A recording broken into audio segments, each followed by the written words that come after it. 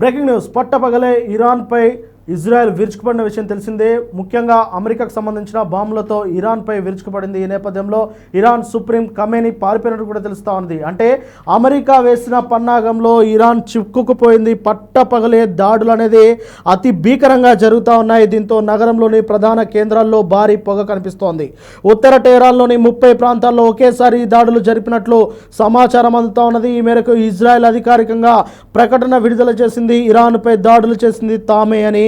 మొత్తానికి మొదట దాడి supreme leader Ayatollah Ali Khamenei office సమీపంలోనే జరిగింది. అయితే ఆ సమయంలో ఖమేనీ టెహరాన్లో లేరని, అప్పటికే ఆయన్ను సురక్షిత ప్రాంతానికి తరలించినట్లు అంతర్జాతీయ మీడియా కథనాలు పేర్కొన్నాయి. దాడులు చేస్తామని అమెరికా బెదిరిస్తున్న నేపథ్యంలో ఖమేనీ కొన్ని రోజులుగా బహిరంగంగా కనిపించడం లేదని తెలుస్తున్నది. అమెరికా సాయంతో ఇజ్రాయెల్ దాడులకు పాల్పడుతున్న నేపథ్యంలో ప్రతిస్పందనకు ఇరాన్ సిద్ధమైనట్టు తెలుస్తూ ఉన్నది. ఊహించినట్లుగానే ఇరాన్ సైతం ప్రతి దాడులకు తెగబడింది. మొత్తానికి ఇరాన్ ఇజ్రాయెల్పై ప్రతీకార దాడులు అనేది చేపట్టినట్టు అయితే చాలా క్లియర్గా అర్థమవుతా ఉన్నది. ఈ మేరకు ఆ దేశ మిలిటరీ వెల్లడించింది. ఆ సమయంలో ఇజ్రాయెల్లోని హోమ్ ఫ్రంట్ కమాండ్ యాప్ మొత్తం రెడ్గా మారిపోయింది. అది ఎప్పటికప్పుడు రియల్ టైం హెచ్చరికలు, అత్యవసర మార్గదర్శకాలు చూపిస్తూ ఉంటుంది.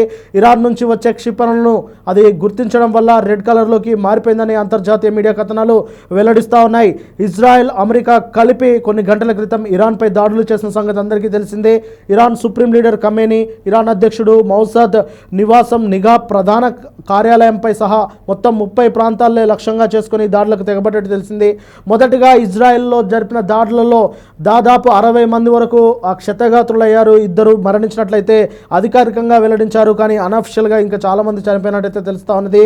మొత్తానికి ఇప్పుడు ఇరాన్ కూడా డ్రోన్లతోటి అలాగే తన దగ్గర ఉన్న క్షిపణులతో ఇజ్రాయెల్ పైన ఏదైతే ప్రతి దాడులకు తెగపడిందో ఇప్పుడు మొత్తం పశ్చిమాసియా ఒక్కసారిగా అట్టొడుకుతుందని చెప్పవచ్చు.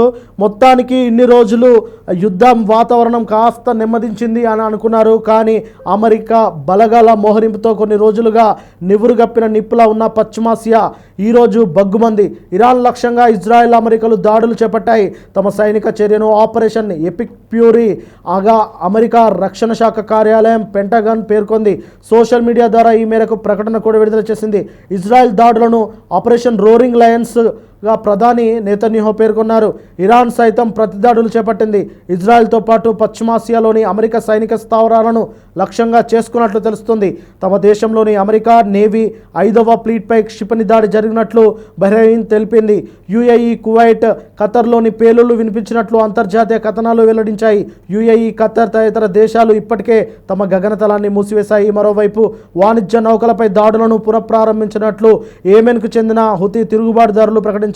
మొత్తానికి అనుకున్నట్లుగానే పశ్చిమాసియా అట్టుడుకుపోతా ఉన్నది. ఇరాన్ అలాగే ఇజ్రాయెల్ ఈ రెండు ఇప్పుడు యుద్ధం ప్రకటించాయి, అంటే యుద్ధం చేసుకుంటున్నాయి. ఇరు దేశాలు కూడా యుద్ధానికి తలపడతా ఉన్నాయి. మొత్తానికి అమెరికా దెబ్బతో ఇటు ఇరాన్ సుప్రీం ఖమేనీ అక్కడి నుంచి పారిపోయినట్లు కొన్ని కథనాలు అయితే వస్తూ ఉన్నాయి. కానీ దాడికి ముందే ఆయన ఎవరైతే ఖమేనీ ఉన్నారో ఖమేనీ టెహరాన్లో లేనట్టు కూడా తెలుస్తూ ఉన్నది.